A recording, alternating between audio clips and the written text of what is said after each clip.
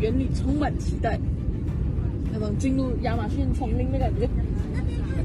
In recent days, Vietnam has been battered by a severe combination of strong winds and torrential rains that have caused widespread flooding, especially in the northern and central regions of the country. One of the weather events that triggered this crisis was the 2025 northern Vietnam floods, which mainly affected northern and north-central Vietnam between late September and mid-October 2025. Rainfall totals in some areas reached historic levels. For example, in Thanh Nguyen province, record-breaking measurements surpassed all previous highs. In Thanh Nguyen City, about 50 miles north of Hanoi, the Cao River rose above its previous record, submerging streets and leaving cars and homes partially underwater. At the same time, central Vietnam was not spared.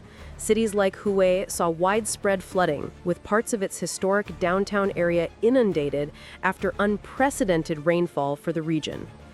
Meanwhile, over the sea and along the coast, extremely strong winds were recorded, fueled by typhoons that struck or brushed past Vietnam, heightening the risk of structural damage, landslides, and power outages. One of these cyclones, Typhoon Kalmaegi, hit central Vietnam with sustained winds of up to 114 miles per hour or 183 kilometers per hour, and gusts reaching 137 miles per hour or 220 kilometers per hour, dumping as much as 24 inches or 600 millimeters of additional rainfall in certain provinces. The combined impact of heavy rain, strong winds, rising rivers, and saturated soil created a multi-hazard situation. Urban flooding, river overflows, landslides, and severe damage to critical infrastructure. According to official reports, at least 85 people died or went missing during the northern flood event in 2025, and economic losses are estimated in the tens of trillions of Vietnamese dong. Specifically in Thanh Nguyen province, more than 200,000 homes were flooded, nearly 1,000 houses collapsed or were severely damaged, and massive losses were reported among vehicles and businesses.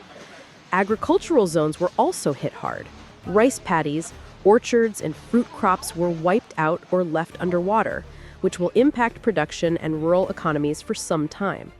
In many mountainous areas, the danger of landslides was extreme.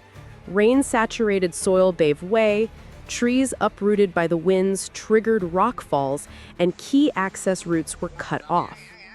From an urban planning standpoint, cities like Hanoi saw their drainage systems pushed to the limit. Just a few hours of rain were enough to create deep, widespread flooding. Vietnamese authorities deployed massive military and rescue contingents to evacuate trapped residents, reach isolated communities, and repair critical infrastructure, such as dams, levees, and roads. The country's Hydrometeorological Forecasting Center issued early alerts across multiple provinces, warning weeks in advance about the likelihood of intense rainfall, flooding, and severe winds. However, experts point out that the close succession of extreme events, typhoons followed by persistent rains, went beyond traditional forecasting models and tested the capacity of emergency response systems. Coastal areas and islands also suffered from high waves and storm surges driven by the strong winds, complicating the evacuation of fishermen and threatening the safety of small vessels. As the country transitions from the weather emergency to the recovery phase, experts have emphasized the need to review and strengthen infrastructure, such as levees, dams, urban drainage systems, and rural roads that proved vulnerable to the storm's magnitude. Socially, thousands of families were left without electricity, without access to clean water, or completely isolated by blocked roads. In many cases, their homes were partially destroyed or heavily damaged by wind and water. Schools, health centers, and markets were also affected. Some facilities were flooded, forcing class suspensions and service interruptions that disrupted daily life for days. Economically, the damage already recorded represents a break in production chains, both agricultural and manufacturing, highlighting the vulnerabilities of regions dependent on climate-sensitive sectors. Another major consequence has been the displacement of people. Whether through preventative evacuations or because their homes became uninhabitable, many families are now temporarily sheltering in evacuation centers and receiving government assistance. The disaster has also sparked intense debate about the impacts of climate change. The clustering of extreme rainfall and powerful winds in short periods reflects what scientists warn are the new normal for extreme weather events. Tourist destinations including historic and cultural heritage cities, such as Hue and Hui'an, also experienced flooding that affected not only local residents but also tourism infrastructure, amplifying the economic impact.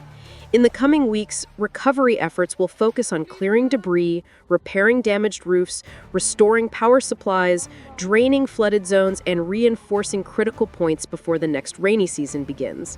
The government's response plan includes releasing emergency reserves, mobilizing local resources, and prioritizing the most vulnerable areas, acknowledging that prevention is far less costly than reconstruction. A key takeaway from this disaster is the urgent need to improve early warning systems, public education on flood and landslide risks, and urban planning that systematically incorporates climate resilience. Despite the magnitude of the catastrophe, reports indicate that the rapid mobilization of rescue teams and the swift evacuation of residents helped limit the loss of life compared to what could have been an even more devastating scenario. Nevertheless, the challenge of rebuilding will be long. Many homes are in high-risk areas, near rivers or on slopes, and the recurrence of such events shows that reconstruction must integrate resilience and adaptation measures. In summary, Vietnam is facing a climate crisis manifested through floods and violent winds, with social, economic, environmental, and structural consequences.